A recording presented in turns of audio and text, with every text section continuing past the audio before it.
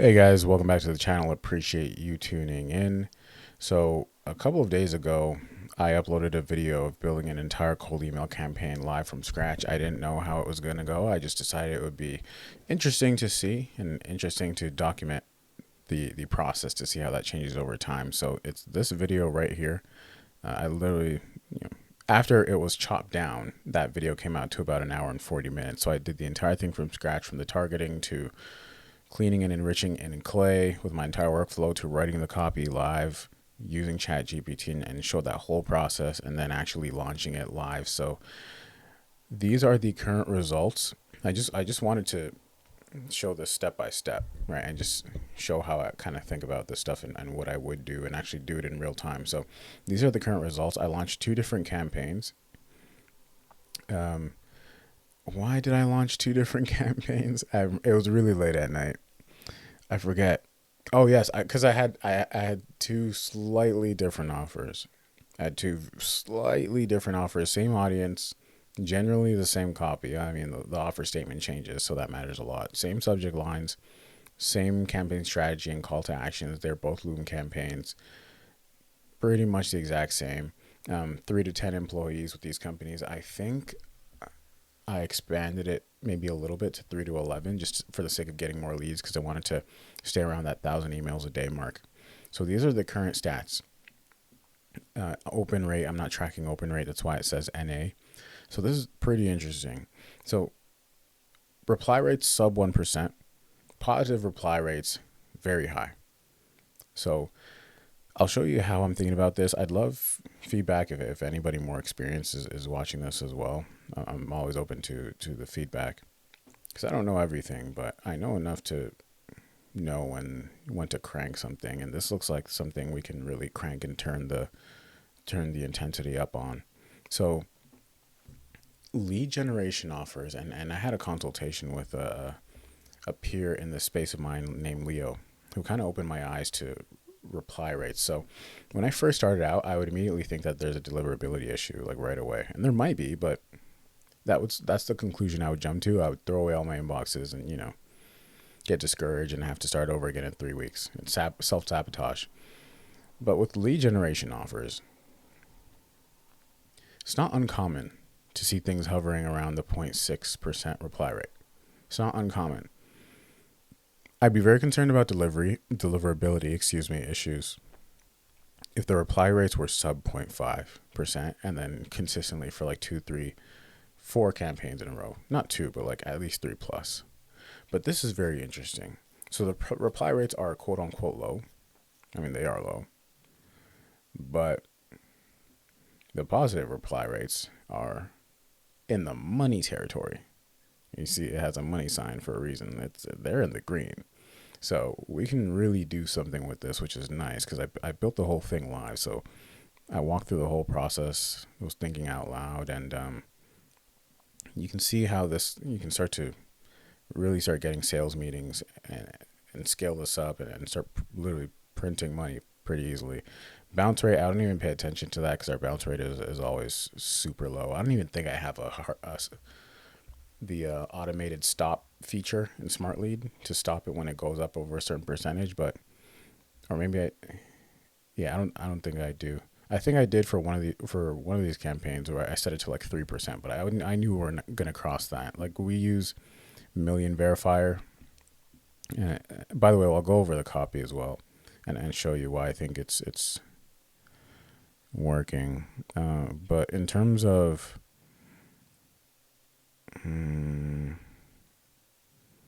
where are we here? Yeah. So in terms of cleaning leads in Clay,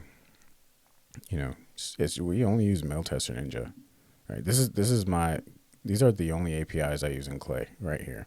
This is the cold email money printer. If you watch my last video, you'd know about it. So anyway, let's dive into this real quick. I'll show you exactly what I'm gonna do. So this is how I think about this. So it has, first off, a high positive reply rate. Like that's what I noticed off the bat. Let me move this over. So off the bat, a high positive reply rate. We've sent it to enough leads to have it be statistically significant. By the way, really important to note that these are only halfway done. they're only halfway done. So all of this and everything I'm about to say in this video is subject to change. But this is a pretty good indicator of the direction we're going in nonetheless. I have I taped something on my wall, my office wall, if you can see right there, and then I removed the tape and it messed up the drywall. So it's starting to annoy me. So I'm gonna try and just stay like in this area here. All right, I hope I fixed it for now. Okay. So here's how I think about a high positive reply rate, right? It lets me know that the offer is good enough. The offer is strong enough. Why? Because out of all the people who replied, literally half of them said yes. Out of all the people who replied, literally half of them said yes. And I'm not focused on getting the highest reply rate possible if they're all no's. And if none of them convert into meetings, like let's say you get a 10% reply rate, but it's all like not interested and none of them convert into meetings, what good is that? I'd rather have something that's 0.85% reply rate, hovering around 1%. We're going to try and boost this top one up for sure. But I'd rather have a lower reply rate, but then like a sky high positive reply rate, right? 1 in every 3 people who actually responds or picks up the phone is like, yeah, let's see this thing.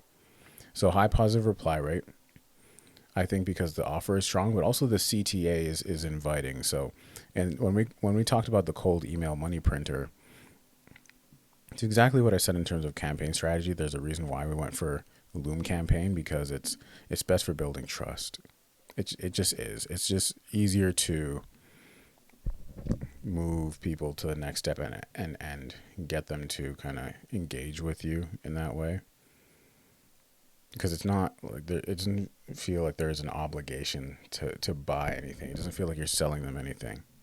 So I did break, and I'll go over this later again, I did break the 50-word rule when it comes to writing email, to double down on the safe emotion, the fact that this is a safe thing. And we covered that. I went through the copy as I was writing it, and I was describing, okay, what emotion is this line communicating, or is this word communicating? Why am I adding this word? Why am I adding the word autopilot? Why am I adding the word guaranteed, even though it's a spam word? It's to communicate these emotions right here. New, easy, safe, and big, which I got from Kyle. Shout out to Kyle. And so that's why I think that the positive reply rate was what it was. Now, in terms of why, and sorry, before I jump into why I think the reply rate was a bit low, which I'm not, and I'll show you why I'm not, again, why I'm not too concerned about that, and why I'm going to crank this campaign very likely anyway. So with a high positive reply rate, like, what are the next steps? Okay, what are the next steps? How do we enhance this campaign? That's what I'm thinking about. So if 1 in every 2 people replies positively, 1 in every people who replies positively, or 1 in every 3 people who replies positively, and those are insane metrics, by the way. Like this is double my average. My average was like 15-16%. This is 33%, and this is 3 times that. The one on top, this is 3 times that. So we that's a case study in itself. How we tripled our positive reply rates. So that's a video in itself, and I might just double down on that. I'm gonna make that a different color, but anyway. So what I'm gonna do with that is I'm gonna feed more lookalike companies into this campaign. So what I'm gonna do is I'm gonna really just analyze the 5 companies here that responded positively, specifically to the second email right here, because I like the offer better. It's just easier to fulfill. It's easier, there's less like barrier to purchase. I think people are less skeptical. It's just, I don't know. I just think it's let's play it out, So I'm going to look deeply at these companies right here that responded positively and try and reverse engineer where they're at in Apollo. So I'm going to enter them in Apollo. I'm going to look at their tags, characteristics, and then try and find companies that look like those in Apollo, scrape them as many as possible, and just throw them in here. Same industry, same industry. I'm sure headcount's going to be somewhat similar, but we'll just see where we can get with that. If not, then we're just going to feed more boutiques. We're going to feed more smaller staffing firms, and then we'll talk about scaling strategy as well. But it's likely to cross over well into other industries. So that's my thoughts on the high positive reply rates, like why I think it's happening, and then what we do with it. Just feed it more of the similar companies, I think, is the answer. Right. And the fact that we really doubled down on the safe emotion. Why the safe emotion? Because in cold outbound, you're a total stranger. You're a scammer until proven otherwise, right? And we'll talk about how I approach the copy to make it feel like I'm a real human and I didn't just mass blast this, and that it's actually personalized, which it is. But we'll talk about that in a second. So now, why the low reply rate? Why are we sitting at sub 1%, which in the cold email space is like, oh, you got deliverability issues. Throw all your inboxes away. Buy new domains. Something's not going right. And then you do that. And then maybe you do get over 1%. And then the next campaign you don't, because it wasn't always about deliverability. It was about your offer not being strong enough. And that's what I used to do. That's what I used to do, and it would set me back so much time. But anyway, so low positive reply rate. Here's what I think is going on. And I'm just guessing. These are all guesses until the tests prove otherwise. Let's see what happens in the second half of the campaign. So I put in a bunch of spam words. I just sent it. I think, and Justin Chi said this, but I think if you have good copy, like the spam word thing isn't a deal breaker on your deliverability. If you have good copy, you're going to be okay when it comes to spam words. I think I just solved that issue with the drywall, by the way. So here's my copy. Let's just take a quick look at it, right? And this is just one of the positive responses that we got. Hope you guys can see this. Let me zoom in. So subject line, you can see pretty standard. Again, I did this all live, so if you watch that video, don't email me, by the way. Ironically enough, just don't. I have a ton of inboxes. You're not going to get a response. So you can see the reply here, and I might make a video on how to handle pricing, like people asking for pricing in email. How to handle pricing objections. Cold email requests, actually. How to handle pricing requests in cold email. Cool. So this is the copy. Quick question. First name. Hey, first name. Came across company name while looking at this is not Spintax boutique staffing agencies. I wrote that there because that's what I was looking. That's what drove my search. Literally, the campaign name is titled Boutique Recruiters Loom Campaign. So headcount 3 to 10 employees, and I just put boutique. I could have put small staffing agencies, but I put boutique because some people purposely, like especially a lot of executive search firms, like they purposely keep their company tightly knit, and they do really well. Anyway, came across company name while looking at boutique staffing agencies in state. So this is with Clay. That's a custom variable. Where it says New York, the custom variable is state. Figure this might be relevant. I added the figure this might be relevant. That's just manual copy. One thing I did instead of figure this might be relevant is I added in throwing a Hail Mary here, something like this, just to add a bit of like a human touch. And I just tested it out, right? I just tested it out. I kind of like it though, because I've tried it without, figured this might be relevant. I like the way this reads, even though it's a bit long. Crazy. In 2025, this is considered a long email. Second line, would you be interested in a service that automatically connects you to hiring managers who are actively looking for agency support? I tried to double down on the outcome here, but let me and make it seem easy and on autopilot. I'm gonna really dissect the copy in a second. Just give me a sec. Let me just read it. We do done for you cold email for staffing agencies that delivers you 5+ meetings with ideal hiring managers in 35 days, guaranteed on autopilot. Social proof, and then there's a Loom. Can I send a quick 2-minute video showing you how it works? Signature. I manually type this in. I don't put the percentage signature percentage variable. I don't do that. PS line. PS, former recruiter myself, so a bit of more social proof. Figured this offer might be relevant. If you'd rather me not reach out, let me know. So this is like a social proof and an opt-out kind of all in one. I don't really like this offer. This is the offer for this first campaign that has 33% positive replies, which is still amazing. I like the second one, which is a bit of a different offer. And it's like setting up cold email infrastructure and stuff like that. But they're pretty similar. This one promises a higher amount of fulfillment, so 5 meetings in 35 days. The other one promises something else.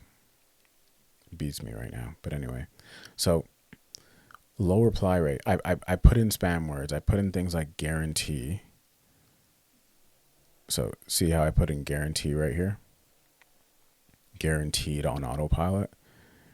That's a big spam word. Things like refund as well. In other versions of that copy, I put in refund. Where am I? Right here. So I think that might have triggered some of these spam algorithms for Google and Outlook. I think. I'm hypothesizing. I could test without. But I like where we're at right now. Let's just see what happens in the second half of the campaign. I'm not going to do anything. I'm not going to touch anything right now. I'll let the campaign run. Now, with the reply rates are within KPI of lead generation offers. I'm not going to get discouraged by that, and I wouldn't get discouraged if this is your situation either. With lead generation offers, 0.7% to 1% reply rate is not uncommon for some offers. I think there's this brainwashing that has happened, even for me, where we all think that lead generation offers are supposed to hit 2% reply rate plus. Like it's so these offers they've been so in the forefront for such a long amount of time now on the internet that people are used to them. And some people are jaded. Some people just, aren't in the market for it. Some people, depends on your copy and how good at you are generating demand. But in reality, I think it's within KPI. If I'm hovering around the point, at least 0.65 plus. So we're going to try and get the reply rate a little higher on this top one here. But I think we're okay for now. I'm not going to get discouraged again. I'm just going to focus on cranking it with the right companies and keeping that reply rate high, because really at the end of the day we just want to secure meetings. If I'm securing meetings for my clients, if we're securing meetings for our clients, we're doing fine. We are doing just fine.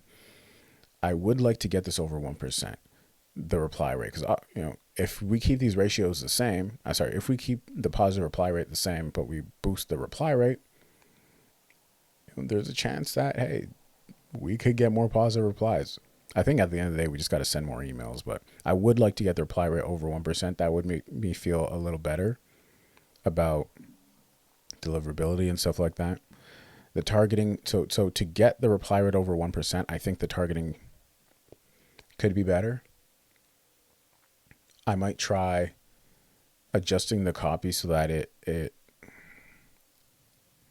maybe something like hiring managers who are actively looking for agency support to fill blank roles.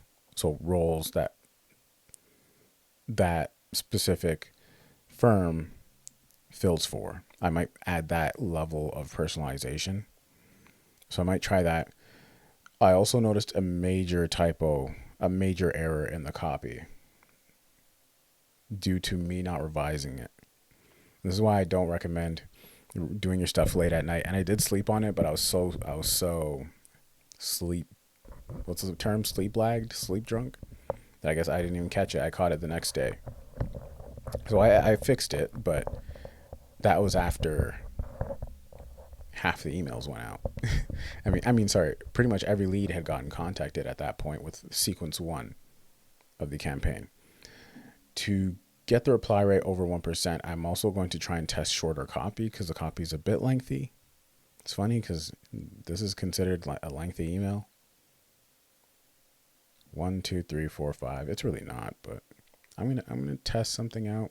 Perhaps with the 1-2 punch strategy. I didn't make that up. I forget his name. The dude from Klein Ascension, not Daniel, not Andre. Is it Connor? I forget. Cold email. It's not Connor. Do punch. Christian.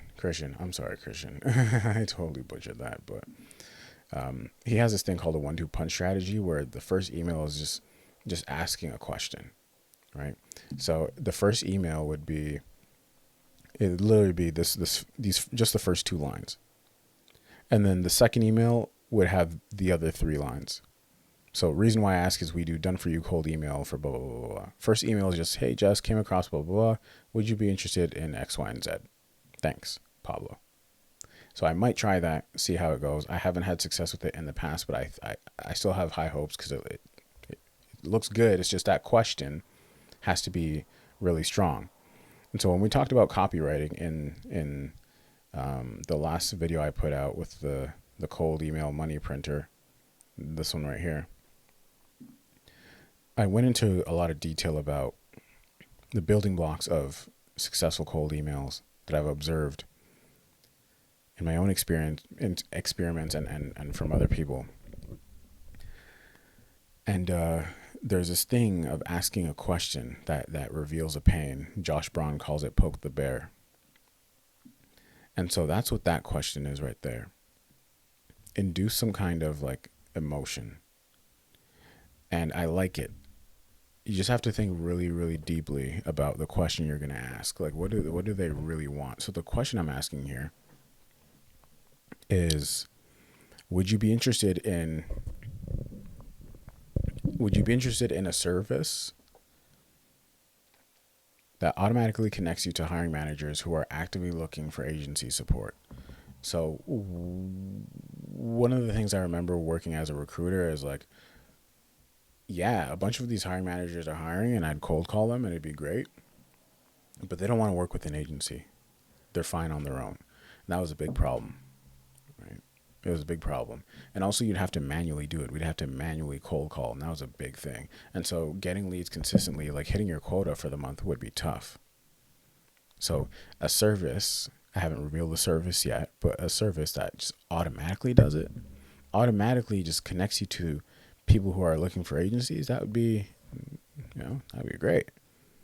And then I kind of go into what the service is, but I thought really deeply about something that would be enticing and just ask them if they'd be interested in it.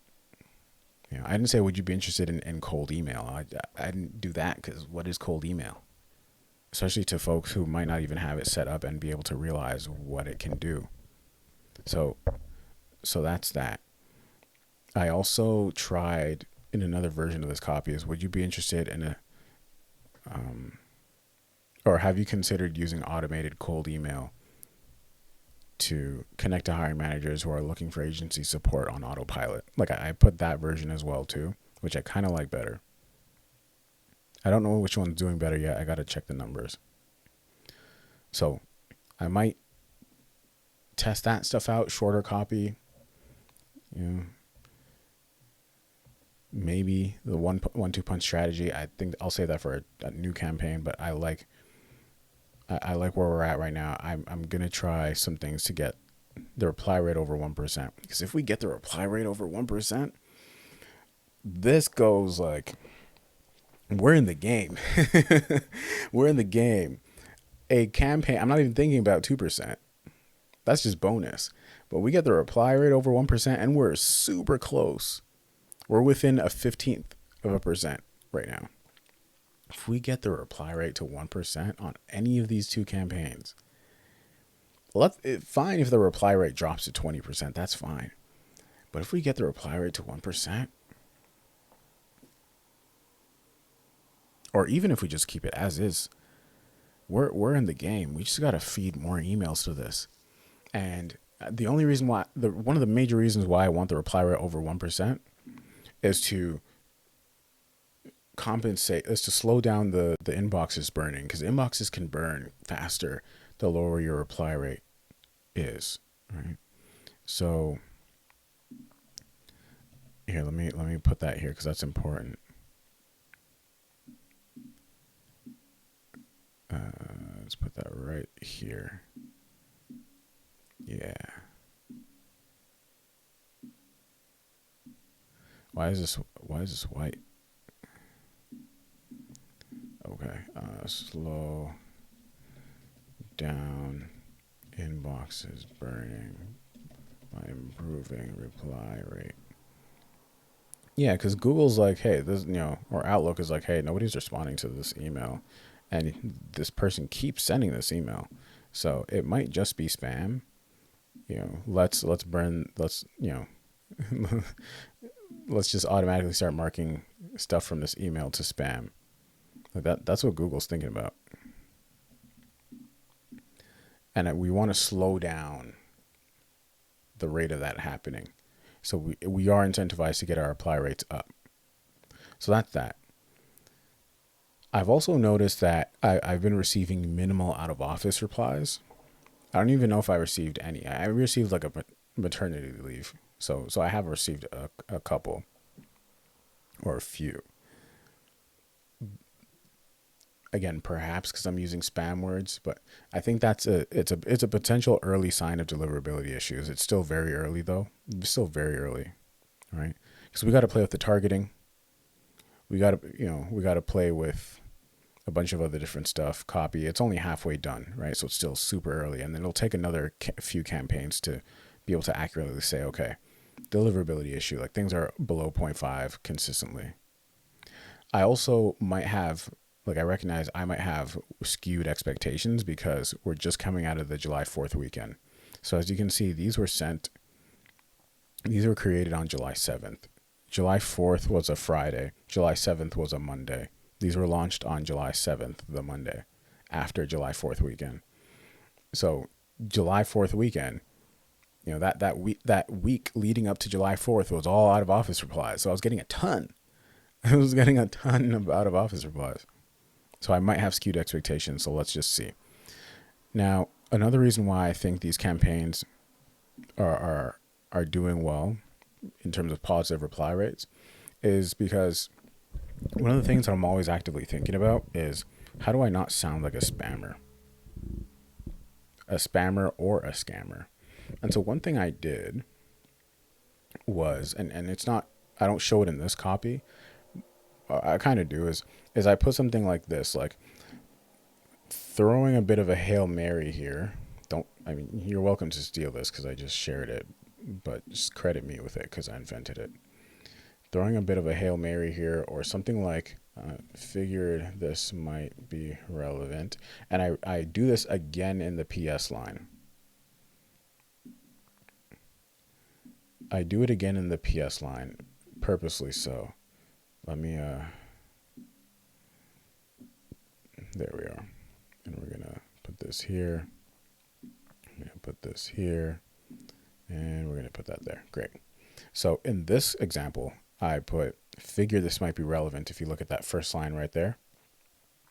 In other instances of the copy, I put throwing a bit of a Hail Mary here. Just to seem a bit, a bit human. I don't know how much of a part this is playing. I really, really think it's the offer that's driving all this. The offer and the CTA put together is the indicator, is the biggest thing driving the positive reply rates. It's the offer and the CTA put together. However, I think these touches do add up and they do compound. They add a bit of humanness. Again, I don't have any data to prove this yet, so I'm hypothesizing and just using my intuition. I'm asking myself, what would I think if I read this, right? Usually when I make campaigns, I send them to myself, I view them on mobile, and I sit on them for a good day. Once the campaign's already drafted, I sit on it for about a day. We didn't have the luxury of time, and we had to get something out. Like we had to be within volume KPI this week because we were running a bit behind. One of the easiest predictors of success in cold email that I've noticed is the amount of emails that you send. So offer can be okay, CTA can be okay, but you send enough emails, someone's going to bite. It's just the name of the game. But then again, you want to protect your deliverability and to make sure all those things are good. The offer is good, the copy is good, so that you can afford to send more emails because your inboxes aren't burning. You want something sustainable, right? So it's a bit of a dance. Now, we're getting replies. We're getting these positive replies. Let's talk about how the conversion strategy has going, actually converting these folks into meetings. So I will admit my response time has been slow. We are onboarding a new client.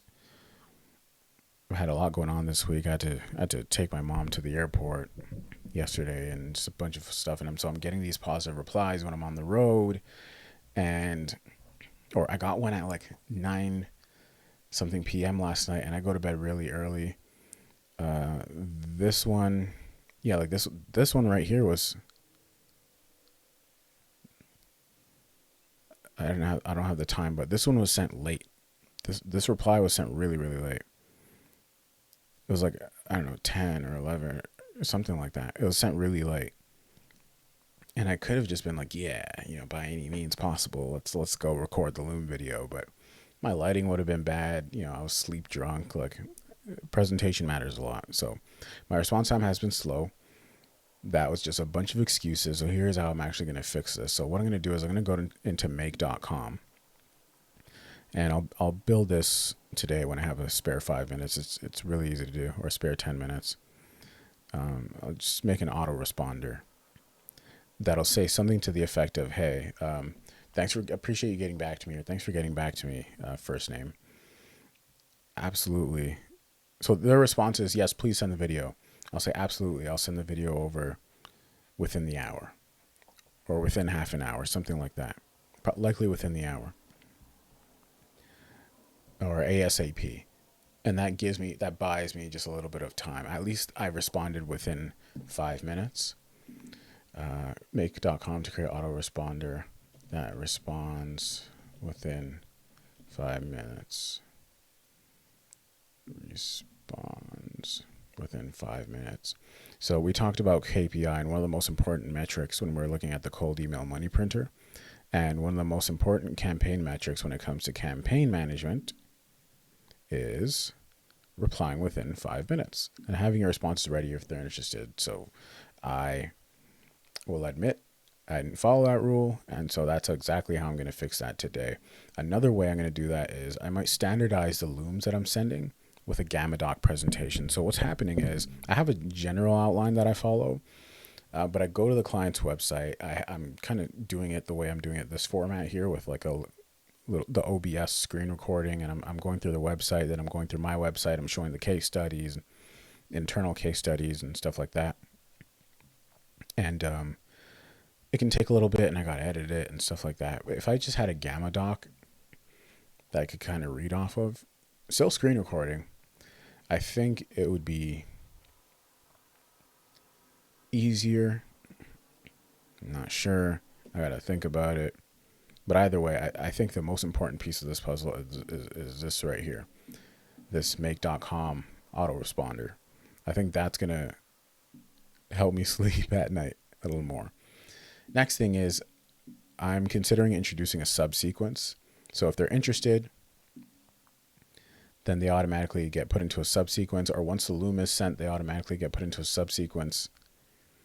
And from there, it follows up with them every 2 or 3 days. I ask them, hey, did you see the video? Blah, blah, blah. So I think I'm going to do that. Why? Because clearly manual following up is slowing me down, and the amount of people I have to follow up with is starting to grow and grow and grow and grow and grow. And one of the things we talked about is we want to follow up until we get a clear yes or no when it comes to follow-up strategy when managing campaigns. I think people leave a lot of money on the table. This is, if we convert all these meetings, this is a 5-figure month. So a 10K plus month. If we convert all these and close all these, that's 5 figures. That's 10,000 plus. So I'm just putting that out there. Not that that's the driving factor for me. I'm just giving you an idea of how much money people leave on the table by not following up properly. And that's the same approach we use for our clients, is just relentless follow-up. Especially if you can automate it and just put it in an automated subsequence, like why not? And this is how you start getting emails on autopilot. So I do think besides the slow response time, either we're going to really learn our lesson, or we're likely to end in the golden ratio KPI, which I think is the most plausible scenario here. The golden ratio KPI, which I borrowed from Matt Lucero. Matt Lucero, he's a peer in the space. The golden ratio KPI is 1 meeting per 1,000 emails sent. Just a bit over that on this first campaign, the bottom, but I'm right within KPI on the second. So I think that's one of the golden indicators driving me to crank this even further. Because especially if I convert them, I'm gonna crank this with the right companies. We're gonna scale this thing to the moon, ride it off into the sunset. No, I'm joking, but this is going to do rather well. In terms of campaign strategy, so we talked about the 3 different major types of campaign strategies.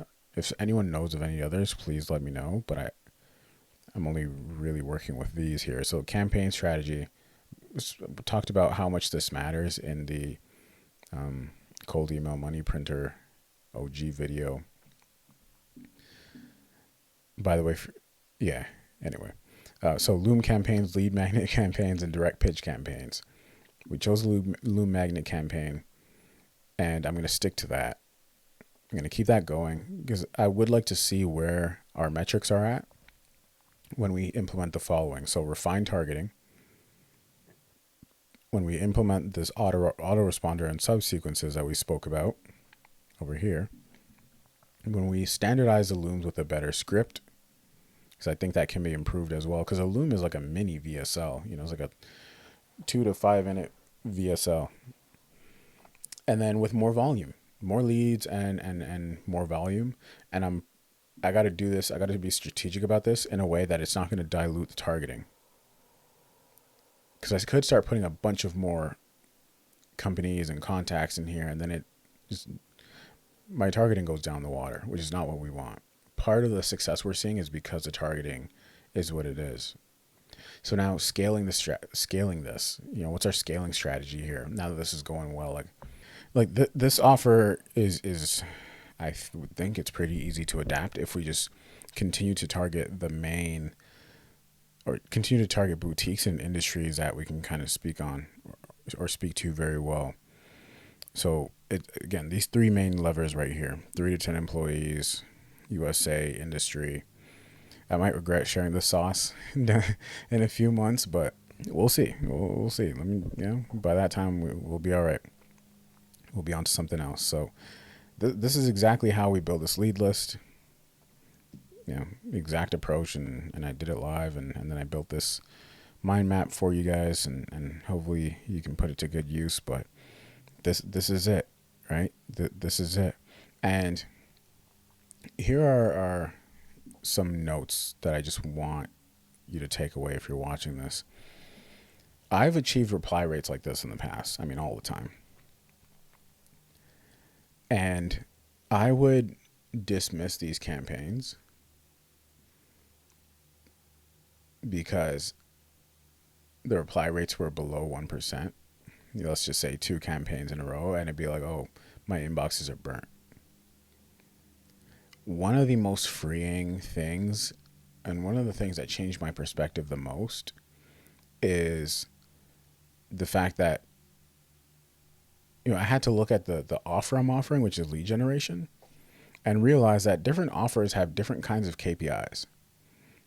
Yes, there is a way to bump this up, but it's not uncommon. And, people make this work, right? People make a reply rate, like campaigns with reply rates under 1%, like 0.65%, they still make it work.